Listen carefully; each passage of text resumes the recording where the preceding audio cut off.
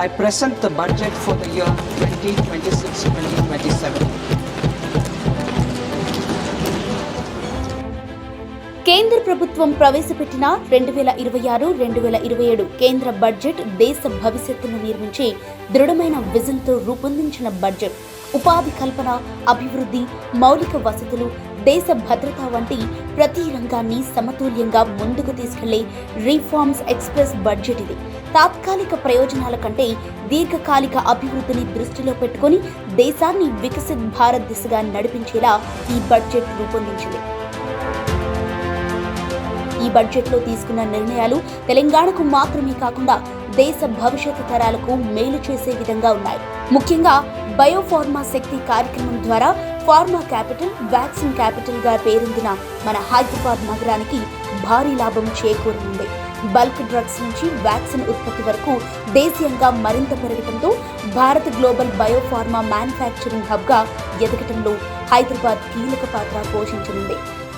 Pharma సెక్టర్లో bulk drugs కానీ, formulation కానీ, వ్యాక్సిన్ కానీ వీటన్నిటి కూడా మ్యానుఫ్యాక్చరింగ్ కు మన హైదరాబాద్ నగరంలో లాభం చేకూరుతుంది. దీని ద్వారా biologics and biosimilars advance medicines ఏవైతున్నాయో దీని ఉత్పత్తి, ప్రొడక్షన్ గణనీయంగా దేశంలో పెరుగుతుంది. దానికి కేంద్రంగా ఉన్నటువంటి హైదరాబాద్ కు లాభం జరుగుతుంది. హైదరాబాద్ లో ఉపాధి అవకాశాలు మెరుగుపడతాయి. వ్యవసాయ రంగానికి భరోసాగా మొత్తం 1.26 లక్షల కోట్ల రూపాయలు కేటాయించారు. ఇందులో సింహభాగం తెలంగాణకే దక్కడం రాష్ట్ర రైతులకు పెద్ద ఊరటగా మారనుంది. సుమారు 7,000 కోట్లు అదనంగా భారత ప్రభుత్వము ఎరువుల సబ్సిడీ మీద ఖర్చు పెట్టింది. అందులో సింహభాగము మన యొక్క తెలంగాణ రాష్ట్రంలోనే ఎరువులు ఎక్కువగా వాడడం జరిగింది.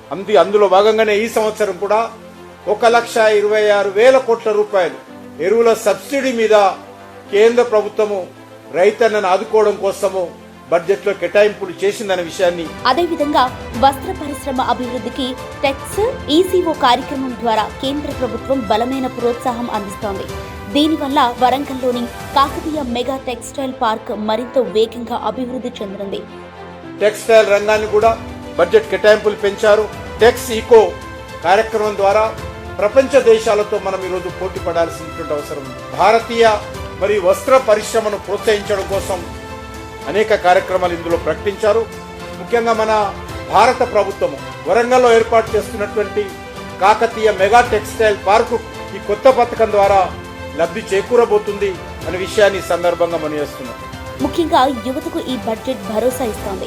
స్టెమ్ కోర్సుల్లో ఉన్నత విద్య చదువుతున్న విద్యార్థినులు ఎదుర్కొంటున్న ఇబ్బందులను దృష్టిలో పెట్టుకుని ప్రతి జిల్లాకు ఒక గర్ల్స్ హాస్టల్ నిర్మించాలన్న నిర్ణయం తీసుకున్నారు.